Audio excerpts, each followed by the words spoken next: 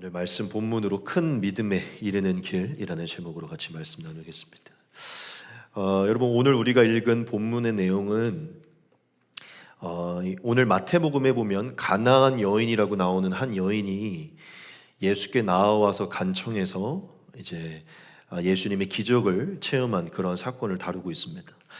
오늘 말씀에 보면은 예수님이 이 두로와 시돈이라는 지방을 지나시다가 이 가나안 여인을 만났다고 기록되는데, 이 두로와 시돈 지방은요, 이 유대인들과 구별되는 이방 지역을 말하는 것입니다. 그래서 거기서 나타난 가나안 여인은 사실은 유대인이 아닌 유대인들이 이방인으로 취급하는 이방 여인인 것입니다. 즉 가나안 여인, 이방 여인이 예수님께 나와서 그 딸을 고침받은 사건인데, 여러분 혹시 그 수로보니게 여인이라는 말 들어보셨죠? 네, 수로보니게 여인. 이 수로보니게가 사실은 지금 이 여인이 나온 이 가나안 지역의 그 헬라적 표현입니다. 그래서 마가복음에는 수로보니게 여인이라고 나오는데, 이 우리가 잘 아는 유명한 멘트죠.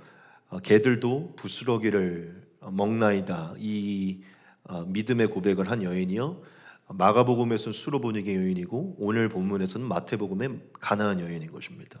즉 오늘 말씀은 저와 여러분들이 수로보니게 여인으로 알고 있는 그 여인의 모습인데요, 이 여인의 딸이 성경에 보면 귀신에 들렸다고 나와 있습니다. 그래서 뭐 자세히는 나와 있지 않지만 오랜 시간 동안 이 귀신으로 인해서 이 딸이 고통을 당하고 고난을 당했다고 기록이 되어 있어요. 그래서 한참 고침을 못 받던 찰나에 이 이방 지역에 예수님이 지나신다는 걸 알고, 또한 이 예수님의 이 귀신을 내쫓고 병을 치유하는 이 소문을 듣고 이 가나안 여인이 예수님께로 나아갑니다. 그래서 엎드려 절하면서 딸을 고쳐달라고, 귀신 들렸다고 요청을 하는데 예수님이 굉장히 냉정하게 거절을 하세요. 한 2번 정도를 거절을 하십니다. 그런데 이 여인이 이 예수님의 냉정한 거절에도 포기치 않고 계속해서 끝까지 예수님을 붙듭니다. 그래서 결국 예수님의 마음이 움직여졌고 이 여인에게 예수님이 능력을 행하여서 그 딸이 낫도록 도와주십니다. 그래서 결국 예수님의 그 즉시 응답하시는 역사로 즉시 딸이 구원을 받는 그런 역사가 이루어지죠. 즉 오늘 말씀 본문은 한 여인의 끈질긴 그 매달림으로 기적을 얻게 되는 그 사건이 기록되어 있는데, 오늘 우리가 이 수로보니게 여인, 이 가나안 여인의 모습을 통해서 오늘 성경에 주님이 말씀한 표현 그대로 큰 믿음에 이르는 길에 대한 그 교훈을 같이 나눌 것인데요, 오늘 제가 수로보니게 여인의 모습을 보면서 교훈을 얻으려고 말씀을 묵상하다가 사실 오늘 말씀의 본문은 이 여인의 모습에만 교훈이 있는 게 아니라 사실은 예수님의 모습에서도 우리가 배워야 될 교훈이 있다는 것을 느꼈습니다. 그래서 예수님의 기준에서 또 이 여인의 기준에서 저와 여러분들에게 주시는 그 교훈을 같이 얻도록 하겠습니다. 오늘도 저희가 3가지의 대지를 통해서 3가지의 교훈을 나눌 것인데요, 먼저 첫 번째 대지는 우리가 예수님을 통해서 조금 배워야 할 그 교훈을 같이 얻을 것입니다. 우리가 같이 한번 첫 번째 대지를 큰 목소리로 읽겠습니다. 같이 한번 읽겠습니다. 시작. 거룩한 냉정함을 가지라. 아멘. 오늘 저희가 본문에서 보게 된 예수님을 통해 첫 번째로 주목할 교훈은요, 거룩한 냉정함을 가지라입니다. 여러분, 말씀을 읽으면서 예수님과 이 여인의 그 모습을 좀 보셨습니까? 그리고 예수님이 직접 하셨던 그 말씀을 좀 읽어가면서 좀 보셨습니까? 말씀 봉독하면서 그 예수님의 그 멘트, 그 말씀을 보셨으면 알겠지만 오늘 말씀을 보면요, 평상시에 우리가 알던 그 예수님의 모습과는 좀 거리가 다른 모습이 등장해요. 그러니까 흔히 우리가 표현하듯이 진짜 정없는 사람처럼 예수님이 등장을 하십니다. 즉 예수님이 참 정없고 냉정한 분으로 나타나요. 그래서 오늘 말씀을 보면 예수님의 이 냉정함이 굉장히 부정적으로 여겨지기도 합니다. 왜냐하면 이 예수님의 말을 보면 굉장히 센 강한 어조의 말도 있었고, 굉장히 처량한 신세로 나온 이 여인이 무안해질 정도의 멘트를 예수님이 날리시거든요. 좀 고난으로 인해서 딸 살려달라고 나오시는데도 예수님이 엄청나게 매정하게 무안할 정도로 그것을 잘라내세요. 그래서 오늘 말씀을 보면 예수님의 이 냉정함이 어떤 부분에서는 굉장히 부정적으로 보입니다. 우리가 다시 한번 봅시다. 보겠습니다. 예수께서 거기서 나가서 두로와 시돈 지방으로 들어가시니 가나안 여자 하나가 그 지경에서 나와 소리질러 이르되 주 다윗의 자손이여 나를 불쌍히 여기소서. 내 딸이 흉악하게 귀신 들렸나이다 하되 예수는 한 말씀도 대답하지 아니하시니 제자들이 와서 청하여 말하되 그 여자가 우리 뒤에서 소리를 지르오니 그를 보내소서. 예수께서 대답하여 이르시되 나는 이스라엘 집에 잃어버린 양 외에는 다른 데로 보내심을 받지 아니하였노라 하시니 여자가 와서 예수께 절하며 이르되 주여 저를 도우소서. 대답하여 이르시되 자녀의 떡을 취하여 개들에게 던짐이 마땅하지 아니하니라. 예수님이 이렇게 말씀을 하세요. 여러분 엄청 냉정하시죠? 이 여인이 예수님이 지나가는 것을 보고 저 뒤에서부터 완전 뛰어나와서 소리 지르면서 예수님을 불렀는데 아까 보시면 예수님이 침묵하십니다. 한 말씀도 대답을 안 하세요. 그러니까 오늘날로 말하면 그냥 쉽게 말하면 예수님이 쌩 까고 그냥 가신 거예요. 그냥 예수님이 무시하고 지나가는데 하도 뒤에서 소리를 지르니까 이제 제자들이 주님 너무 소리를 지릅니다. 뭘 보내든지 어떻게 하든지 좀 하세요 했더니 예수님이 그 여인을 쳐다도 안 보시면서 나는 이스라엘이 잃어버린 양 외에는 어딜로 보냄받지 않았다 이렇게 말씀하세요. 그게 무슨 얘기냐면 그 영어에서도 내 비즈니스가 아니다. Not my business라는 어떤 그런 표현도 쓰잖아요. 그러니까 예수님이 저 여인의 지금 일은 나와 아무 상관없는 일이야. 나는 이스라엘에 보냄받은 자에게 보냄을 받았지 저 여인에게 보냄받지 않았다라고 이렇게 말씀을 하시면서 무시를 합니다. 그런데 맥락을 보시면 그렇게 무시하고 돌아가는 예수님을 보면서도 이 여인이 예수님 앞으로 뛰어와요. 원래는 뒤에 있었는데 여기 보면 예수님 앞에 와서 얘기를 합니다. 뒤에 있죠. 예수님께 와가지고 다시 찾아와서 그 발 앞에 엎드려 절을 합니다. 그런데 그렇게까지 애원을 하는데도 예수님이 하신 얘기가 뭐냐면 자녀의 떡을 취하여서 개들에게 주는 것이 마땅하지 아니하다 이렇게 얘기를 하십니다. 이 표현은요 사실은 예수님이 강하게 표현한 것은 맞지만 마치 그 여인을 모독을 주려고 한 것은 아닙니다. 사실 그 여인을 개라고 표현하려는 어떤 그 강조점이 있기보다는 실제로 유대인들은요 이방인들을 부정하게 여기고 하나님을 모르고 죄를 범하는 자들이 여겼기 때문에 개와 같이 부정한 자들로 여겨서요 정말 개와 같은 존재들로 여겼습니다. 유대인들이. 그래서 이방인들과 식사를 하거나 어울리는 자체를 좋아하지 않았어요. 그러니까 예수님은 지금 그들의 어떤 그 개념들 속에서 하나님이 택하신 이스라엘 이 자녀들에게 줘야 될 어떤 이 복음과 이 일들을 뒷전으로 해놓고 이방인들에게 이것을 주는 것이 내 뜻이 아니다라고 그렇게 표현을 하신 거예요. 근데 그렇게 표현한 것이지만도 이 표현 자체에서는 사실 그 여인에게 개와 같은 존재로 표현한 것이기 때문에 비유적으로 굉장히 어떻게 보면 모욕적이고 무한한 그런 얘기를 예수님이 하신 것이죠. 그러니까 예수님은 대놓고 너가 나한테 이렇게 애원을 하지만 난 지금 너에게 시간을 쏟을 수 없고 이것들을 할 수 없다라고 예수님이 냉정하게 얘기를 하신 것이죠. 여러분 오늘 말씀을 보면요 예수님이 진짜 엄청 냉정하게 무언할 정도로 이 여인에게 보여주셨습니다. 여러분 이렇게 보면 예수님의 이 냉정함이 굉장히 부정적으로 보여요. 그렇죠? 예수님 다른 분들에게는 안 그랬는데 왜 이 여인에겐 그랬을까? 한편으로는 부정적으로 보이지만 저는 여러분들에게 말씀드리기 원하는 것은 이것은 사실은 부정적인 냉정함이 아닙니다. 제가 오늘 첫 번째 대제해놓았던 것처럼 사실 이것은요 거룩한 냉정함인 것이에요. 사실 다르게 표현하면 반대적으로 표현하면 긍정적인 냉정함인 것입니다. 왜 그러냐면 예수님이 지금 이 여인을 이 표현이 중요하죠. 이 여인을 무시하고 지나려고 했던 것은요 스스로의 어떤 그 의를 드러내기 위해서 그런 게 아닙니다. 예수님은 하나님을 위해서 이 냉정함을 보인 것입니다. 즉 하나님의 사명 때문에 이 여인에게 이 냉정함을 보였다는 것이에요. 즉 하나님을 위해서 이 냉정함을 택한 것이기 때문에 예수님의 이 냉정함은 부정적인 것도 사실 그 여인을 무시하려고 했던 게 아닙니다. 예수님은 도리어 하나님의 뜻을 이루는 데 집중하기 위해 이 냉정함을 보이신 것입니다. 우리가 예수님의 이 모습을 좀 중요하게 살피면 예수님의 삶 전체와 또한 예수님의 그 내면에 무엇이 있었는지를 우리가 볼 수 있는데요. 여러분 예수님이 이 여인을 냉정하게 거절하셨는데 왜 그랬을까요? 정답은 이미 나와 있죠. 예수님의 말씀에 나와 있는데 예수님은 사실은 하나님으로부터 보냄받아 이 땅에 처음 왔을 때 이방인을 위해 오지 않았기 때문에 예수님은 사실 거절을 하신 것입니다. 여러분들도 아시겠지만 예수님이 사역했던 지역은요, 사실은요 이스라엘 지역이에요. 이 이방 지역의 복음이 퍼지는 것은요, 사실은 예수님이 승천하신 이후에 성령과 함께 또한 바울 사도와 함께 시작된 게 이방 사역입니다. 그래서 예수님이 12사도들을 세워서 또한 70인 제자를 세워서 세상으로 내보낼 때 했던 얘기가 있어요. 그게 뭐냐면 이방의 길로 가지 말고 이스라엘 중에 잃어버린 양에게만 나아가서 복음을 전해라. 왜 그랬냐면 아직 이방에게 복음이 퍼지는 것은 하나님의 질서와 순서 가운데 아직 이르지 않은 것이기 때문이에요. 예수님과 제자들이 복음을 전하는 그 질서와 순서, 하나님의 계획과 뜻 안에서는요, 이스라엘 지역에 잃어버린 자들에게 먼저 복음이 전파되는 게 하나님의 뜻이었어요. 그렇기 때문에 예수님은 하나님이 자기에게 명하신 것, 하나님이 자신을 보내신 그 일에 집중하기 위해서 이방의 눈을 돌리지 않고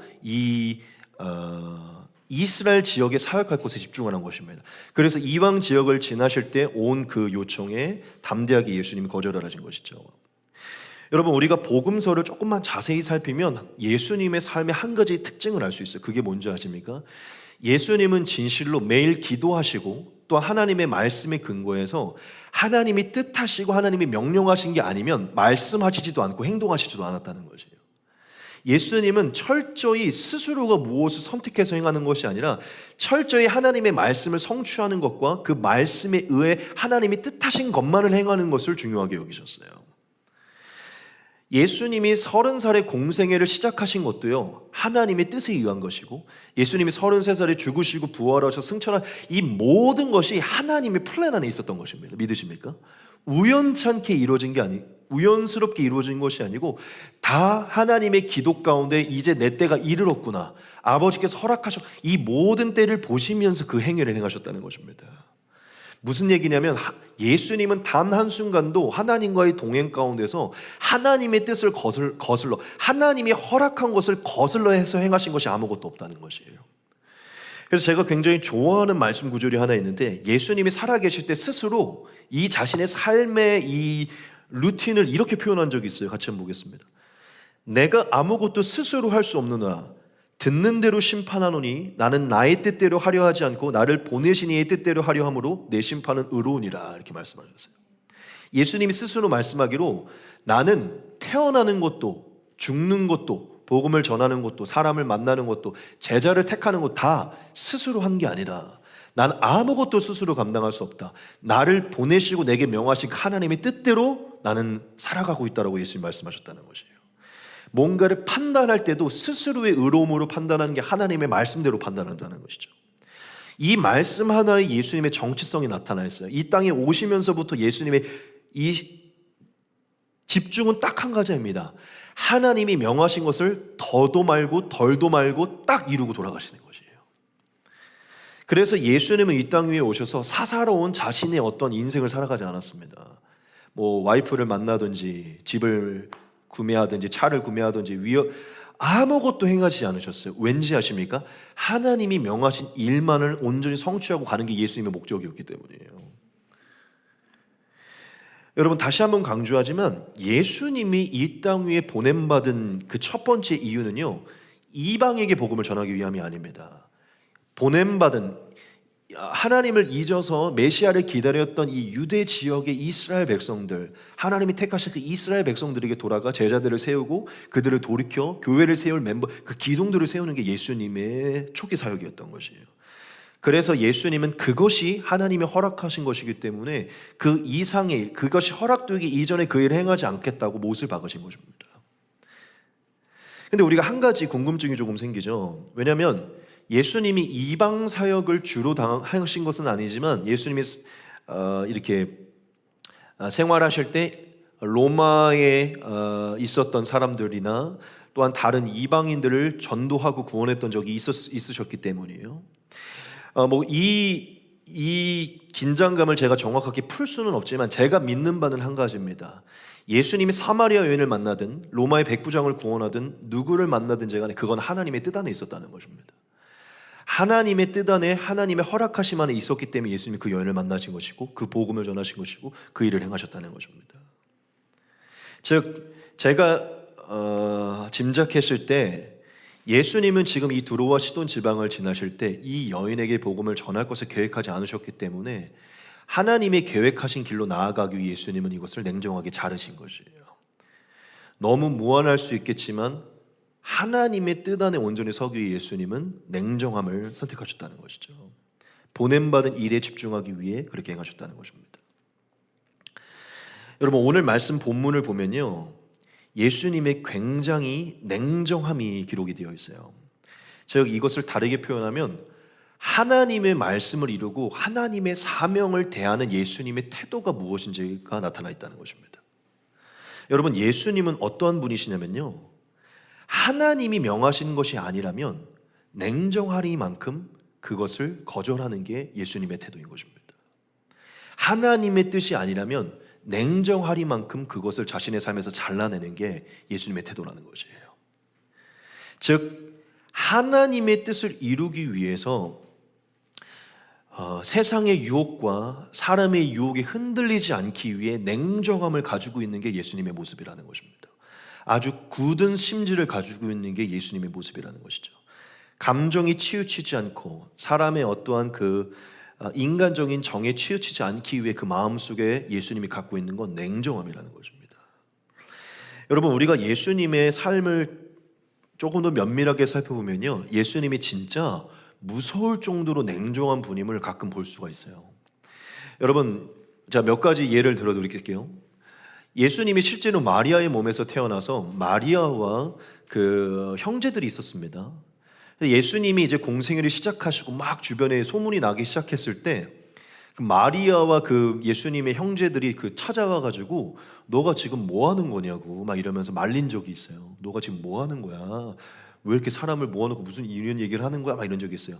그때 예수님이 뭐라고 얘기했냐면 이제 자신이 메시아임을 증거해야 되고 평생 자신을 가꿔줬던 어머니고 형제들이지만도 그 순간에 예수님이 그 자신의 메시아됨의 태도를 바꾸시기 위해 뭐라고 얘기하시냐면요, 더 이상 저들이 내 어머니와 내 형제들이 아니다. 여기에 있는 하나님의 말씀을 지키는 너희가 바로 내 형제들이라고 그렇게 말씀을 하세요.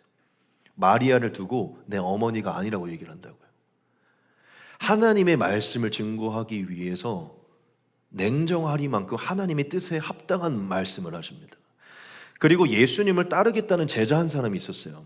한 사람이 예수님을 따르겠다 했는데 그 사람이 뭐라고 얘기를 했냐면, 예수님을 따를 때 예수님, 제가 예수님을 지금 따를 것인데 지금 조금 전에 아버지가 돌아가셨어요. 아버지가 돌아가셔서 제가 아버지를 좀 장사하고 돌아오겠습니다. 한 며칠만 좀 기다려 주십시오. 그럼 아버지니까 제가 장사만 하고 주님을 따르겠습니다. 근데 예수님 뭐라고 얘기하시는 줄 아십니까? 죽은 자들이 장사하게 하고 너는 지금 나를 따르라, 그렇게 말씀을 하세요. 아니, 아버지잖아요. 아버지. 그렇게 예수님 긍휼이 많으시고 정이 많으신데 아버지가 돌아가셨는데 장례식장에 가지 말고 지금 즉시 예수님을 따르라고 말하십니다.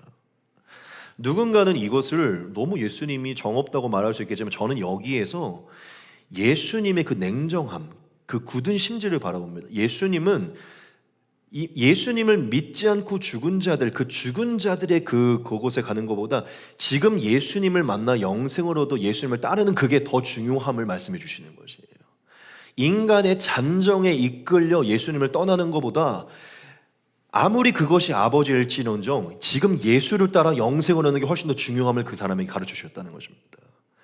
굉장히 냉정해요. 그리고 예수님 말씀하시죠. 부모와 자식과 처자를 버릴지언정 예수를 따른다면 영생을 얻는다고 예수님 말씀을 하십니다. 그리고 또 한 가지가 있죠. 그토록 아꼈던 베드로가 있었을 때 베드로가 예수님이 죽음을 앞두시고 이제 십자가를 질 거라고 얘기를 하니까요, 베드로가 얘기를 합니다. 주님, 절대 주님에게 그런 일이 일어나면 안 됩니다. 주님은 죽으실 수 없습니다. 막 얘기를 해. 그러니까 예수님을 사랑하니까 귀한 마음으로 그렇게 얘기를 하는데 예수님이 뭐라고 얘기하시냐면 사탄아 물러가라라고 얘기를 하십니다. 예수님이 십자가를 지겠다고 결단했던 그 마음을 흔드는 그 인간의 잔 정도 단번에 잘라내세요. 듣지 않으신다는 것입니다. 그리고 마지막 헤롯 앞에서 그 자신을 때리고 자신을 조롱하는 헤롯 앞에서 예수는 한마디 말을 행하지 않으시고 온전히 자신이 바로 하나님의 아들이심을 선포를 하십니다. 여러분, 예수님의 삶 전체를 살펴보면요, 예수님은 늘 영생에 관해, 하나님에 관해, 하나님의 말씀 진리에 관해 초점을 맞추시고, 하나님의 뜻이 아니라면 어떤 작은 멘트도 날리지 않으시고 작은 어떤 그 틈을 주시지 않으십니다. 완전히 굳은 심지로 온전히 하나님의 일을 이루는 것에만 경계를 세우시고요, 조금의 틈도 주지 않으세요. 그 말과 행동을 철저하게 냉정하게 붙드십니다. 여러분, 오늘 말씀에서도 그렇고요, 예수님의 삶을 보면요, 예수님이 한없는 사랑과 은혜와 긍휼과 은혜만을 가지고 있는 것 같지만 굉장한 냉정함과 냉철함으로 거절하시고, 가끔은 강한 어조로 말씀하시고 거절하시는 그런 예수님의 모습을 볼 수 있다는 것입니다. 예수님의 이러한 모습, 특별히 오늘 말씀에 보면 이러한 예수님의 모습이 부정적이어 보이지만, 하나님은 예수님의 이런 모습이 옳다고 말씀하시고, 예수님은 저와 여러분들의 이 모습이 우리가 따라야 될 모습임을 말을 하는 것입니다. 즉, 예수님은 세상과 상황과 환경과 감정이 치우치지 않기 위해, 즉 하나님의 뜻을 이루기 위해는 우리의 삶에 가끔은 사람들과의 관계든지 어떤 것에 무한함이 일어날 수 있지만, 하나님을 위해서 거룩한 냉정함을 가져야 될 것을 스스로 몸소 보여주시며 사셨던 것이에요.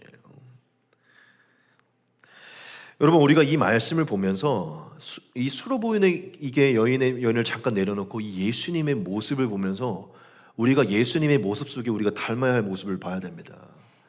여러분, 저와 여러분들이 진짜 하나님을 섬기고 하나님의 말씀을 온전히 이루기 위해서는요, 예수님 안에 있었던 거룩한 냉정함을 가지고 계셔야 됩니다. 냉정함을 너무 부정적인 것으로 보셔서는 안 돼요. 이것은 거룩한 것이고, 거룩함을 위해서라면 가끔은 냉정한 경계를 우리의 삶에 세울 필요가 있다는 것입니다. 제가 이 냉정함을 사전적으로 한번 찾아봤어요. 정확하게 뭐라고 나오는가 했더니 첫 번째 의미가 뭐냐면요, 이건 좀 부정적이에요. 태도가 정다운, 맛이 없고 차갑다라고 기록이 되어 있어요. 이게 이제 냉정함입니다. 그런데 두 번째 의미로 뭐가 기록되어 있냐면요, 이렇게 기록되어 있어요. 생각이나 행동이 감정에 좌우되지 않고 침착하다가 냉정하다예요. 여러분, 우리가 누군가에게 참 냉정하다라고 얘기할 때 첫 번째 의미로 많이 쓰는 것 같지만, 사실 냉정함은요, 긍정적인 요소를 갖고 있습니다. 지금 예수님이 갖고 있는 건 하나님의 뜻을 이루기 위해 그 생각과 마음과 행동을 지키기 위해 예수님은 냉정함을 유지하고 있는 것입니다. 여러분, 우리가 언제 죄를 많이 범하는 줄 아십니까?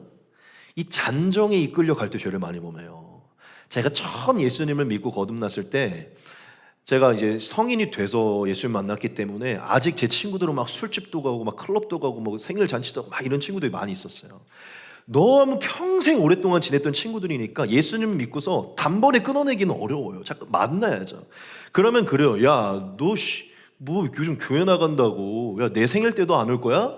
이래요. 그럼 저는 딱 사이즈가 나와. 이 생일 파티하면 얘네 막 술집에서 뭐 해가지고 이렇게 하거든요. 거기 가면 100% 또 유혹이 오고, 거기 가면 또 한 맥주 한두 잔 먹을 거라는 생각이 또 들어와요. 근데 또 제 마음에는 그래도 하나님이 이렇게 사람들을 또 만나는 것도 좋아하고, 또 뭐 이방인이랑 아예 또 안 만나는 건 또 그렇지, 이게 또 사랑이잖아 이러면서 또 그 자리를 가요. 또 그 자리에서 맥주 한두 잔을 또 타협하면서 들어옵니다. 하나님을 처음 만났을 때 그런 것들이 몇 번 반복이 됐어요. 근데 성령이 제 안에 계속 주시고, 또 말씀을 보면서 뭐냐면 제 안에 냉정함이 없는 거예요. 잔정, 인간의 잔정과 그 어떤 인간의 그 사람에 오는 그 유혹이 제가 죄를 범하는 그 시점이 되는 거예요. 이 우유부단한 마음, 심지가 굳지 않은 제 이 마음, 냉정함이 없는 이 마음이 저를 계속 유혹의 자리로 이끌고 가는 것을 제가 보는 거예요. 그게 어떠한 부분이든, 제가 뭐 지금 술을 얘기했지만 어떠한 부분이든지 계속 그런 게 많은 거예요. 뭐 이성적으로도 마찬가지고. 그래서 제가 결단을 내는 게 뭐냐면요, 그런 게 계속 반복되고 제 안에 성령의 그 어떤 근심하는 게 계속 느껴지다 보니까 제가 다짐한 건요, 그게 이제 어느 날 깨달아서 친구 자체를 끊어버렸습니다. 한 4년 이상을 친구들을 안 만났어요. 그냥 그 자리를 가지 않았어요. 그래서 친구들이 저를 진짜 오늘 이 개새끼 이러면서, 진짜 너는, 그래서 친구들은 완전히 틀어지게 됐어요. 근데 저는 그게 제가 사는 길이라고 여기기 때문에 냉정하게 자는 것입니다. 근데 나중에 시간이 지나니까요, 제가 변화된 모습을 보면서 친구들이 저를 오히려 리스펙하고 나중에 저에게 막 축가도 부탁하고 사회도 부탁하고 이제 목사님이 된 걸 알고서는 막 이렇게 더 긍정적인 요소를 원했는데, 얘기가 너무 길어졌는데, 여러분 저희가 죄를 범하거나 애매하게 계속 하나님이 원하시지 않는 걸 선택하거나 이 분명히 하나님 원하지 않는 건데도 하는 그 시간을 보면요, 우리 안에 철저한 냉정함이 없었을 때 그런 일이 일어날 때가 많아요. 아마 여러분도 비슷할 것입니다. 그 냉정함이 우리 안에 딱 들어오지 않았을 때 인간은 흔들린다는 것이에요. 여러분 가끔은 정없고 차갑다는 얘기를 듣는 게 너무 부정적으로 여겨지지만, 여러분 우유부단해서 사람의 유혹에 이끌려 죄를 범하는 것보다 하나님은요, 냉정함을 통해 거룩함을 지키는 걸 더 기뻐하십니다.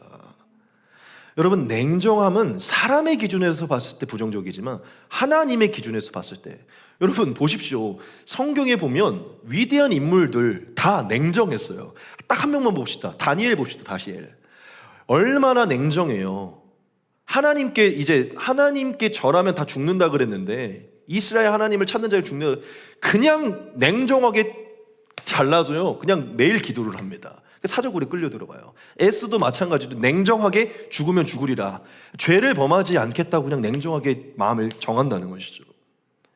근데 하나님은 그 냉정함을 더 정없다고 얘기하지 않으시고 하나님의 기적을 경험하는 역사를 만들어 주십니다. 여러분 예수님의 모습에서, 지금 예수님이 보여준 태도에서 크리스찬이 세상을 살아갈 때 어떠한 마음을 가지고 삶을 가지고 살아가는지 봐야 돼요.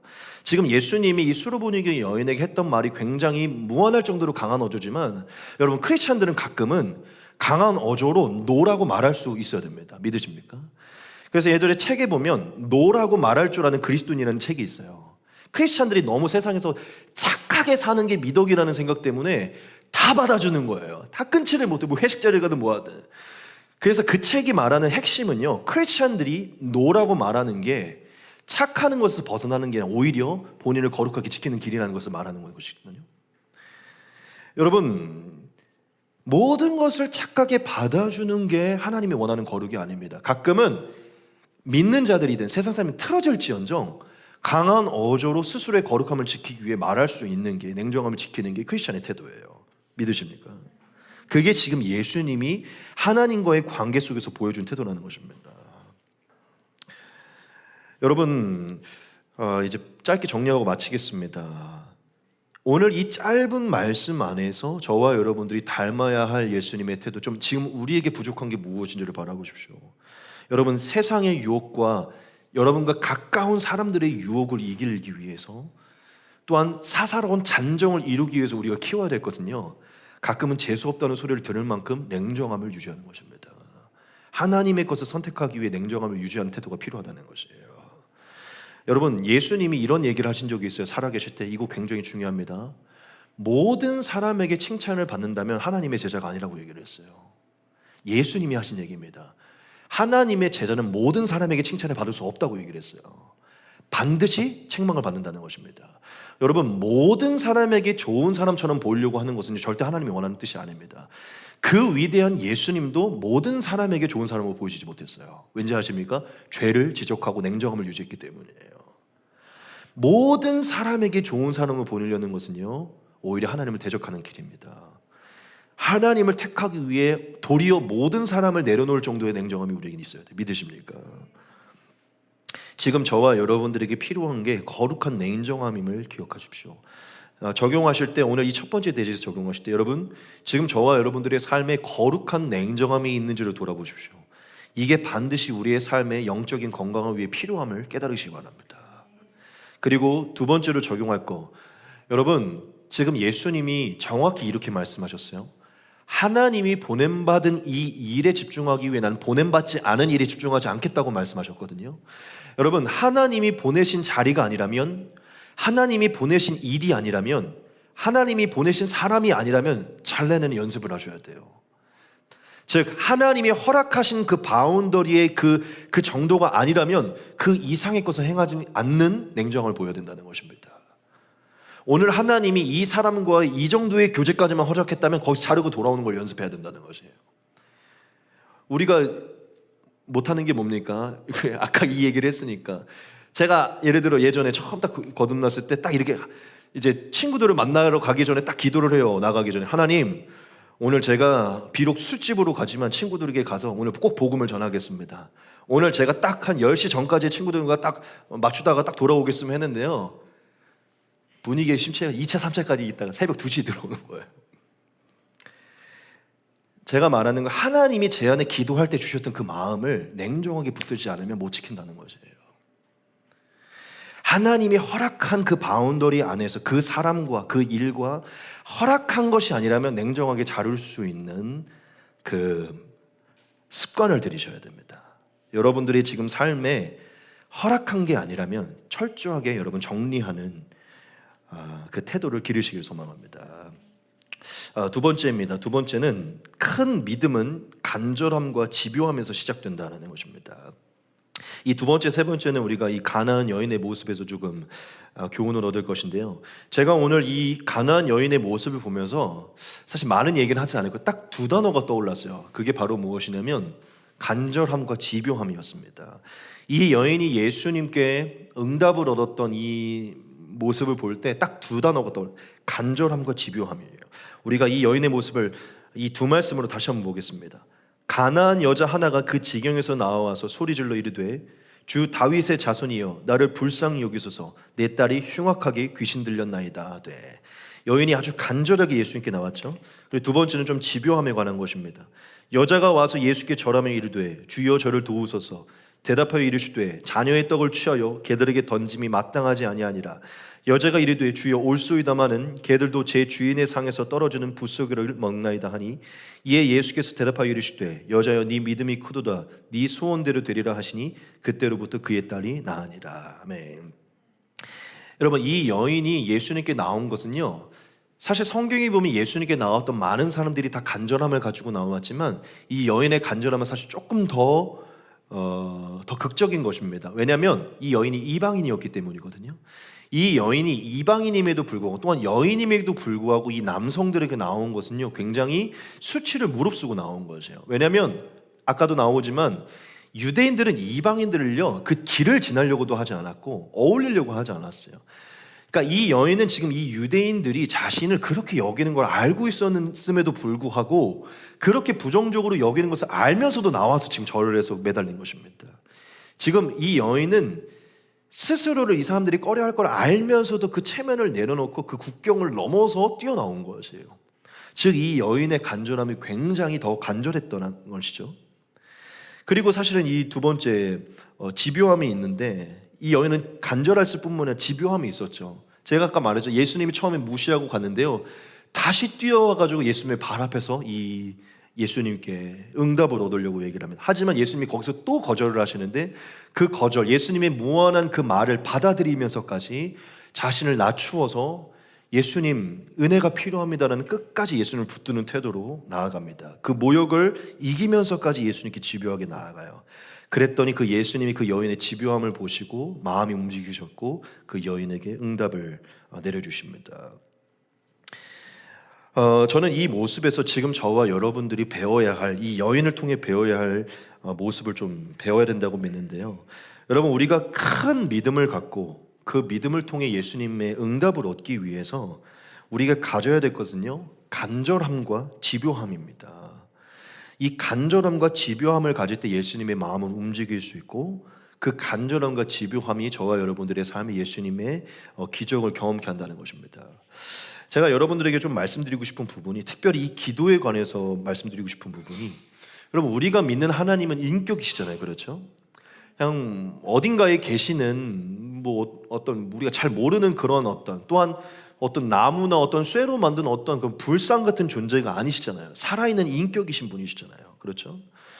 여러분, 어떤 허공에 있는 어떤 모르는 신에게 절을 하거나 어떠한 불상에게 절하는 사람들은요, 어떤 그 마음을 통하기보다는요, 어떤 이 행위나 횟수를 통해서 거기에 상달되려고 하는 부분이 많이 있어요. 그런데 저와 여러분들이 믿는 하나님은 인격이시기 때문에 어떤 횟수가 상달되는 게 아니라 마음이 상달되기 원하는 분이십니다. 믿으십니까? 우리의 그 마음이 통하기를 원하는 게 하나님이시라는 것이에요. 여러분, 지금 이 여인이 뭐 엄청난 매번 예수님께 나왔다가 응답을 받는, 한 번 예수님께 나왔는데 그 한 번 나왔을 때 그 마음이 예수님께 통했기 때문에 예수님이 응답을 더하신 것입니다. 제가 지금 저와 여러분들에게 뭘 말씀드리기 원하냐면, 여러분, 우리가 기도를 할 때 늘 하나님이 인격이시라는 것을 바라봐야 됩니다. 당연히 중보 기도와 오랫동안 계속해서 끊임없이 기도하는 게 참 중요하긴 하지만, 이 기도의 행위와 횟수보다 중요한 게, 기도의 시간보다 중요한 게 마음인 것이에요. 진짜 인격이신 하나님께 우리의 마음을 통하기 위한 우리의 진실한 마음을 드리는 게 중요하다는 것이죠. 여러분, 기적이라는 것은 결국 하나님이 일하도록 만드는 게 기적이잖아요. 그렇죠? 기적은 하나님이 일하도록 만드는 것입니다. 여러분, 성경을 보십시오. 하나님이 늘 예수님이 늘 일하셨을 때 마음이 통했을 때입니다. 믿으십니까? 너가 한 10번, 100번 정도 지금 나에게 왔구나. 그게 아니라 마음이 통했을 때, 이방인이었을지는 마음이 통했을 때 일하셨다는 것이에요. 여러분, 기도를 생각할 때 항상 인격이신 하나님을 바라보며 하나님은 마음을 찾으시는 분이심을 우리가 깨달아야 됩니다. 하나님은 간절한 마음과 집요한 그 마음을 보셨을 때 감동하시고 그것을 응답해 주셨다는 것이에요. 오늘 저와 여러분들에게 이 두 번째 대지에서 좀 말씀드리고 싶은 부분은, 여러분, 기도에 막 너무 많은 언어들, 우리 얼마 전에 사실 막 방언도 얘기했지만, 사실 방언도 참 중요하고 여러 가지가 중요하지만, 저는 지금 방언도 어떤 다른 걸 다 내려놔서 마음이 실리지 않는 기도에 대한 우리가 경계가 있어야 된다고 생각해요. 그러니까 우리가 저는 방언을 하기를 원합니다. 여러분, 방언을 꼭 하셔야 돼요. 근데 방언을 좀 다 떠나서 진짜 우리가 5분의 기도이든지 30분의 기도, 마음이 하나님께 쏠려 있는지, 아니면 단순히 입술에서 나오는 소리를 하나님께 올리고, 이것을 우리가 돌아봐야 된다는 것이에요. 정말 우리가 간절한 마음과 집요한 그 하나님을 붙들고자 하는 마음이 하나님께 상달되고 있는지, 간절한 것 같은, 집요한 것 같은 어떤 그 행위들이 나아가고 있는지를 돌아보자는 것이에요. 여러분, 얼마든지 두 손 들고 인상 쓰면서 하면 간절한 것 같아요. 간절한 것 같다고요. 근데 거기에는 진짜 마음이 안 실려 있을 수 있다는 것이에요. 매일 새벽기도 나와서, 사실은 근데 그 행위 자체가 저는 중요하다고 생각은 하는데, 그 횟수도 중요하지만 진짜 마음이 담겨 있는지가 중요하다는 것입니다. 여러분, 진짜 저와 여러분들 안에 하나님의 은혜를 바라는 간절함과 집요, 그 마음이 담겨 있는지를 돌아보십시오. 하나님이 찾으시는 건 마음이기 때문입니다. 그리고 이 집요함에 관해서 조금 더 여러분들에게 말씀드리기 원하는데, 오늘 이 수르보니게 여인은 예수님의 침묵에도, 또한 예수님의 거절에도 불구하고 계속해서 그 마음을 쏟아 예수님께 나아갔잖아요. 여러분, 우리가 무언가를 기도할 때 예수님이 거절하는 것 같고 침묵하시는 것 같을 때가 있지만, 계속 우리의 마음을 가지고 예수님 붙들어야 될 줄 믿습니다.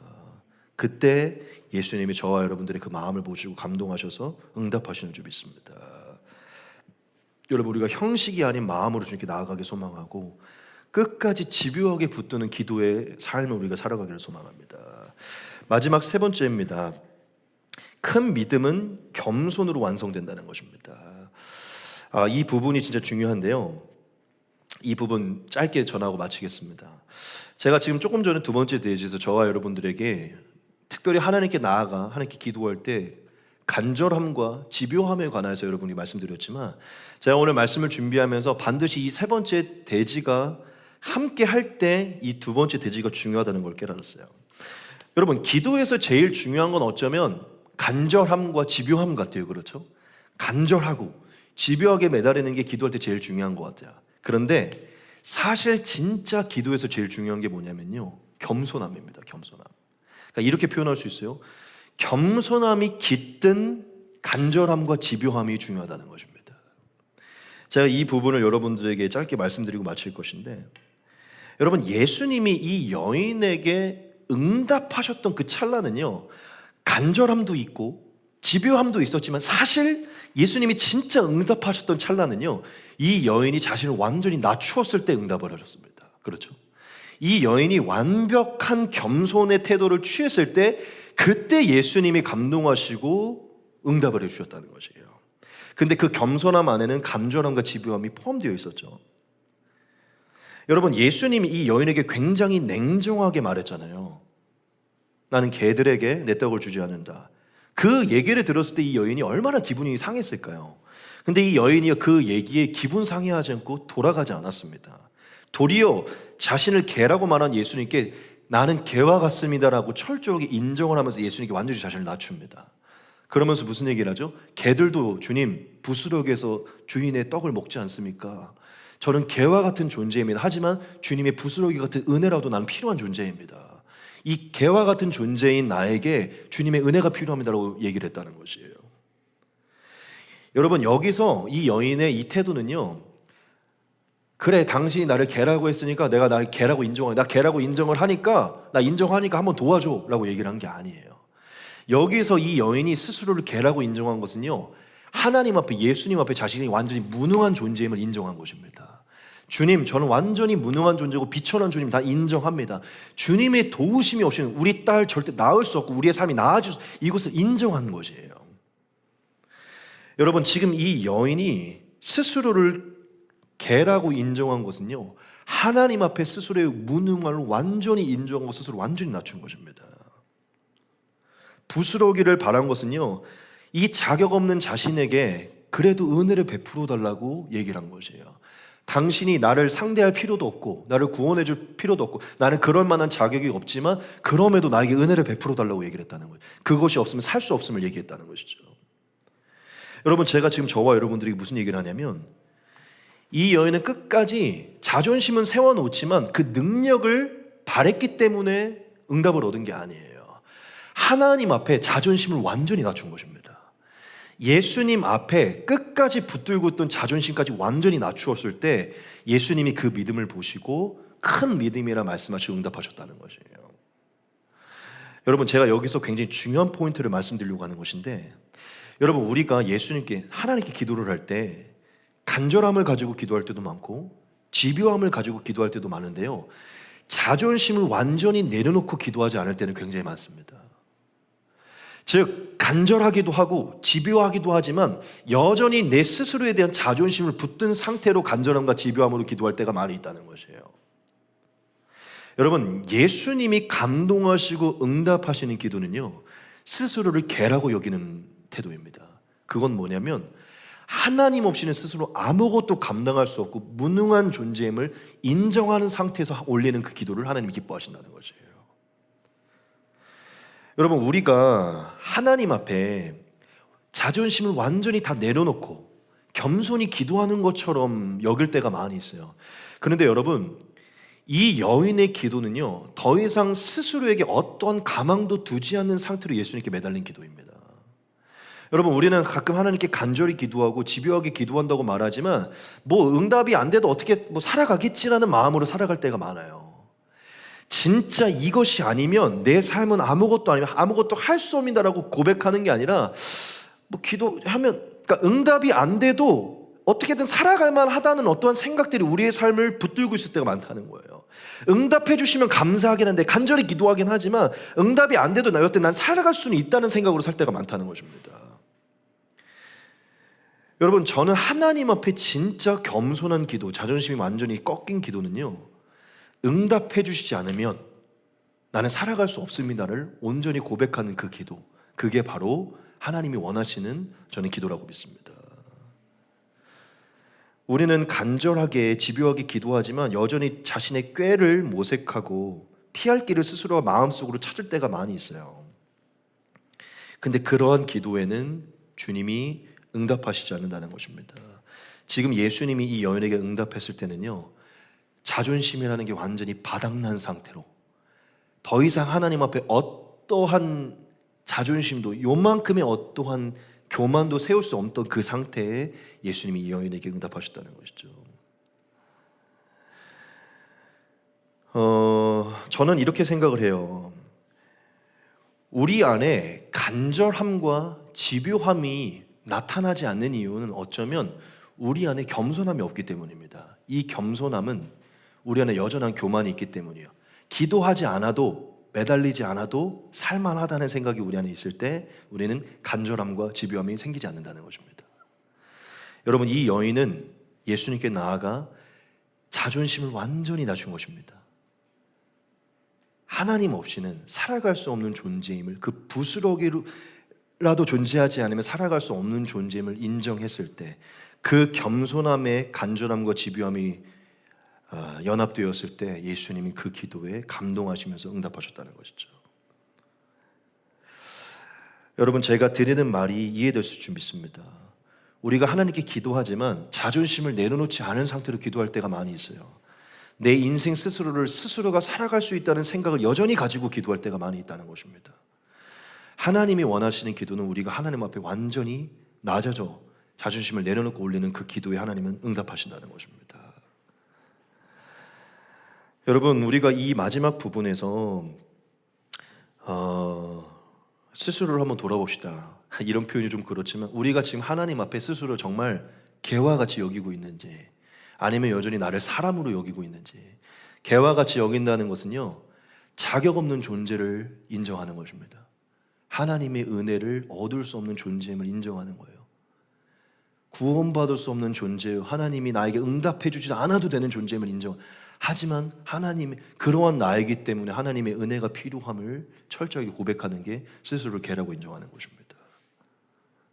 여러분, 스스로를 개와 같은 존재로 인정하지 않을 때 간절함과 집요함은 나타나지 않습니다. 왜냐? 이 부스러기가 아니어도 살아갈 수 있다는 생각이 우리를 만들고 있기 때문이에요. 제가 조금 전 언급했지만 우리에게 지금 기도의 횟수가 줄어드는 것은 기도하지 않아도, 매달리지 않아도 삶이 주어지고 살아갈 수 있다는 생각들이 우리에게 주어지고 있기 때문입니다. 여러분, 사실 우리는 매일 매순간 개와 같은 모습으로 엎드려 주님을 매달리지 않으면 살 수 없는 존재들입니다. 믿으십니까? 부스러기의 은혜가 매일 우리에게 주어지지 않으면 살 수 없는 존재들이라는 것이에요. 여러분, 예수님이 저와 여러분들에게 원하시는 감동하는 지점은요, 우리가 하나님 없이 살 수 없음을 완전히 인정하고 낮추는 그 모습으로 살아가는 것입니다. 그러한 중심을 가지고 주님 앞에 나와 기도할 때 그 기도에 응답하신다는 것이죠. 여러분, 우리가 지금 정말 하나님 앞에 스스로를 완전히 비우고 하나님 없이는 살 수 없다는 그러한 태도로 매일 매순간을 주님 앞에 매달리고 있는지를 돌아봅시다. 내 기도에 간절함과 집요함은 있지만 겸손함이 묻어 있는지를 돌아봅시다. 저와 여러분들이 진짜 겸손해질 때까지 어쩌면 주님은 기다리고 있는지도 몰라요. 너가 지금 나에게 나와 계속 기도하고 있고 하고 있지만 여전히 너의 마음속에는 이게 응답이 되지 않아도 살아가려는 마음이 있구나. 어쩌면 진짜 끝까지 우리가 하나님 없이 할 수 없을 때까지 어쩌면 그 기도를 응답하지 않도록 기다리고 있을 수 있다는 것이죠.